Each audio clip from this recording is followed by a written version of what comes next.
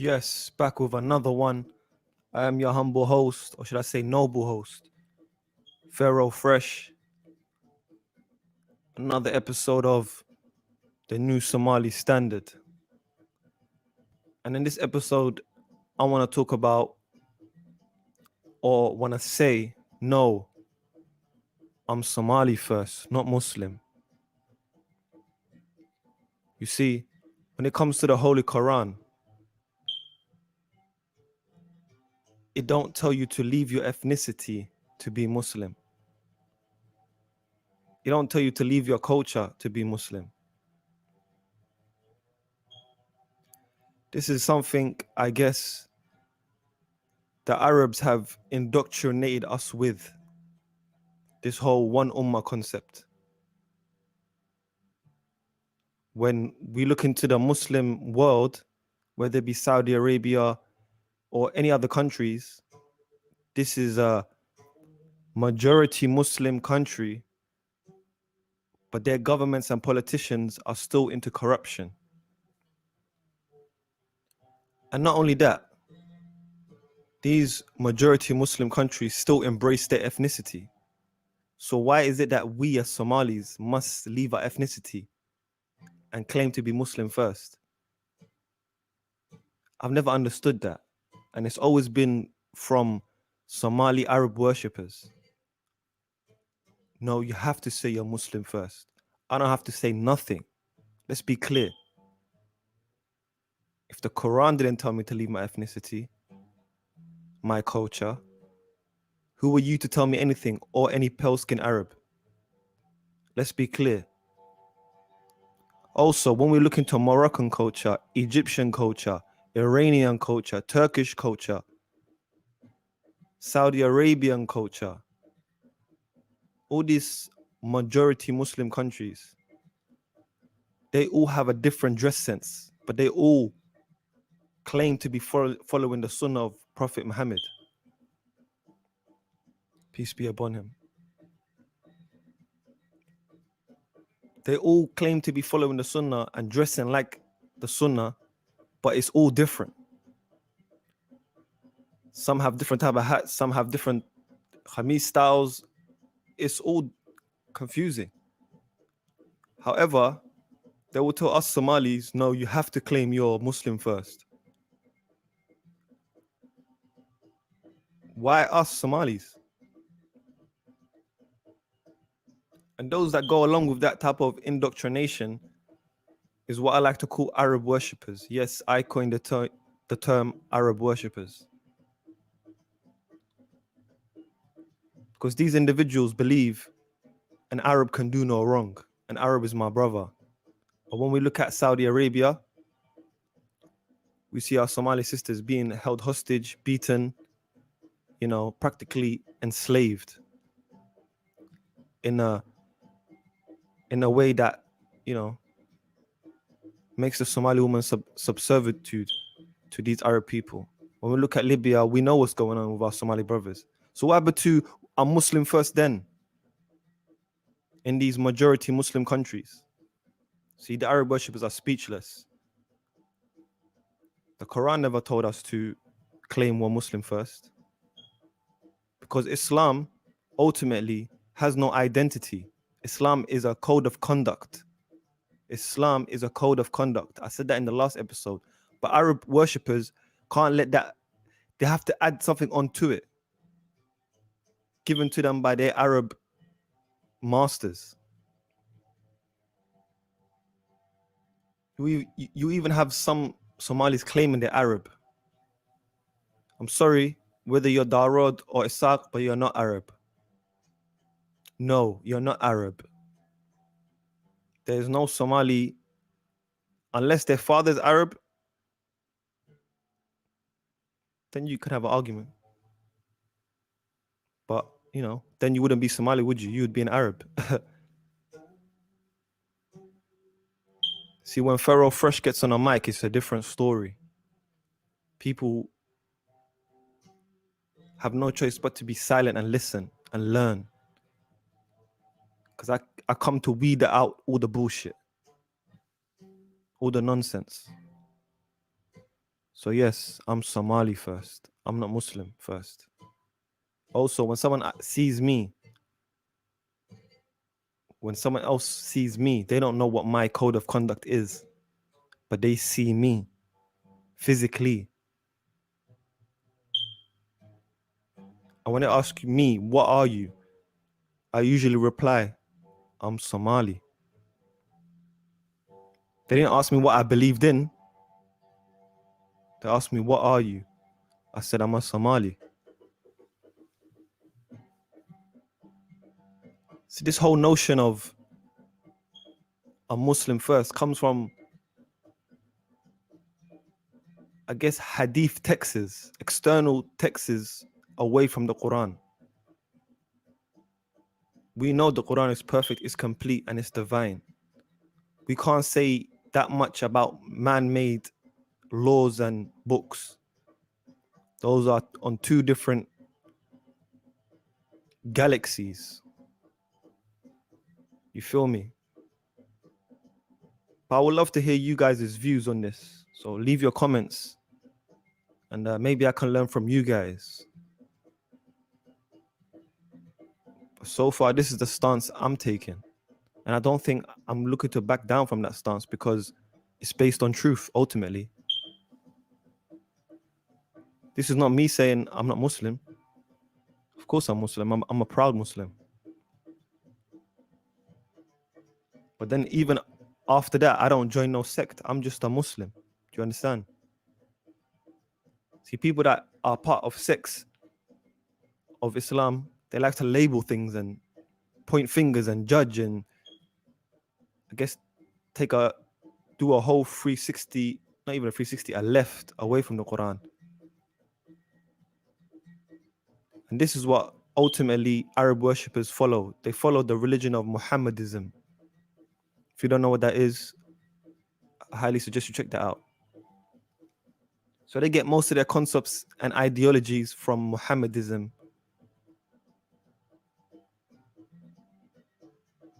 And that's what you see today as mainstream Islam.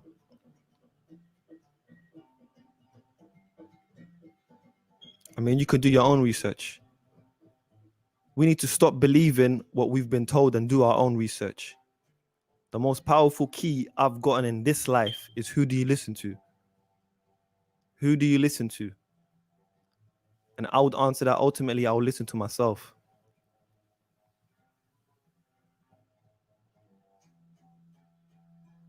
So what is it about me that's Muslim first?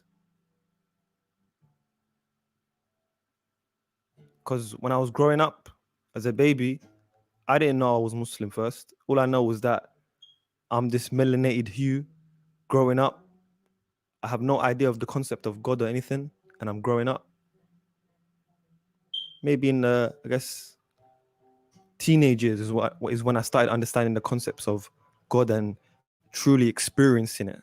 Not to say I didn't learn it when I was a child, 8, 9, but I couldn't fathom it. I couldn't comprehend what was being spoken about. But I knew I was Somali, right? At 8, 9. And that's my point. Like I said, Islam has no identity. It's simply a code of conduct. You can choose to wear a khamis, like the Arabs, or you can choose not to. It's not mandatory. You can choose to wear the kufi or not. It's not mandatory. Even in the instance of hijab in the Quran is considered a barrier between men and women. It doesn't necessarily mean the headscarf.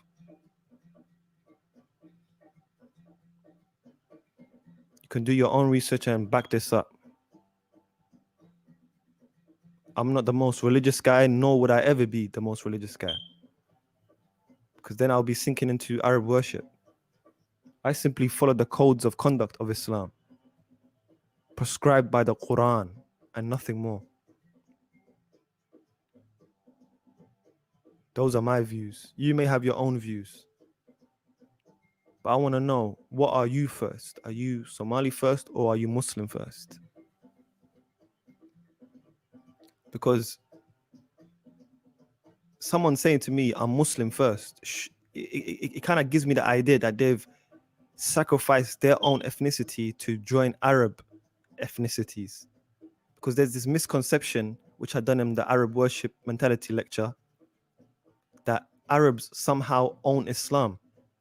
No, they don't. Like I said, Islam has no identity. It's simply a code of conduct to live your life in a righteous way, in a way for justice and truth. It doesn't have no identity. Some Arab worshippers will go and say the Prophet was a white Arab. White Arab? But the original Arabs were melanated people. The original Jews were melanated people. When I mean melanated, I'm talking about black people.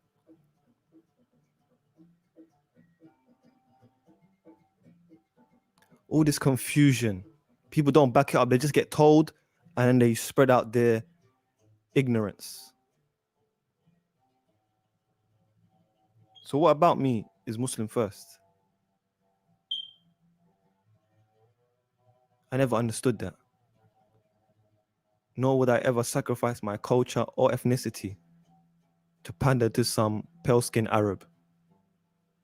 I even read a comment, a brother, I don't even know if it was a brother, but an individual said, you're leading people to hate or dislike their fellow Muslim brothers and sisters. I'm not doing that at all. I'm just saying back up your research with facts and truth, objective truth, not just your feelings. You understand? Arab worshippers will ultimately reveal themselves, because when there's a group of Somalis, they rather be with the Arabs, you see, and assume, yeah, these are my brothers and sisters, not knowing these Arabs have their own agendas. You act like Arabs are not racist, even if they're Muslim. And if you think I'm lying, go marry one of their sisters. Same goes for the Asian community, the Pakistani and the Bangladesh community. You guys are Muslim, but you guys act like you don't have racist agendas at hand. How come, if I'm Muslim first, how come when I come at the mosque and I say Salaam Alaikum to an Asian brother, a Pakistani brother, they look at me and don't even shake my hand? It's because they see me as Somali first. See the mentality of these Arab worshippers. Arab worshippers can't fathom religion without Arabs, put it that way. I'll give you an example. I was in a discussion with other Somalis one time and I said, yeah, majority of the prophets were black. And then one of the brothers said, Astaghfirullah, how can you say that? You see the self-hate that's coming out, that's spewing out. It's because all he imagines is pale-skinned Arabs being his masters. And all the prophets being pale-skinned Arabs. There's another one. I said that the white race of, like, you know, white people basically are only around 6,000 years old in history. Yes, that's a fact. Go look it up. And then I got a tweet from my sister that said, no, Adam and Eve had multiple colored kids. I said, sister, can you back that up? Because that don't make no sense. Adam and Eve had multiple colored kids. So they had Chinese, white, Asian. It's because, sister, you're an Arab worshipper. She ran away. She couldn't. The thing is, when people debate me, they usually run away. Because where the angle they're coming from is based on dogma, not objective truth. Fabrications and not objective truth. Talking about multicolored kids. She obviously didn't know the history about white people and how people became lighter through time. You see? It's because ultimately history has been whitewashed either from a pale-skinned Arab or a white man. You understand? You guys go do your own research. I know I'm speaking the truth, and I know I'm coming from an angle of righteousness and objective truth.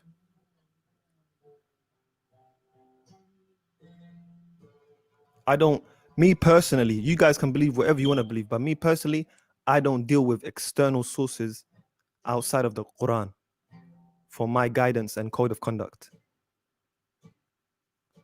Another form of I guess Arab worship was the other day. I went to Speaker's Corner. I was talking to a brother, and then he goes to me, "Yeah, so what's your name?" I proceeded to tell him my real name. He said, "Oh no, like what does everyone call you?" And I said, "Yeah, Pharaoh." Astaghfirullah. You know, these people, like, they carry a sense of spookism with them because that's what the Arab man fed them, spookism. You know, and a form of judgment. He said, "Why would you refer to yourself as Pharaoh? Like he was one of the evilest men in the world." I said to him, "Listen, bro, don't be a fool. You understand? Because there were many pharaohs. You can say Pharaoh Atenaken. You could say, you know, there's many pharaohs. Pharaoh Hatshepsut, which was a female. Which pharaoh are you talking about? Because the reign of ancient Kemet was for thousands of years. I'll go on to say more than 10,000 years. That's more than our current previous civilization. So, brother, which pharaoh are you talking about? You see this type of Arab worship. And this Somali brother totally forgot that ancient Egyptians and Somalis are closely related, genetically related. So he would go on to, you know, dismiss his lineage because of, there's an instance in the Quran where the creator of the worlds mentions a pharaoh. Not all pharaohs, a pharaoh, which was the time of Prophet Musa.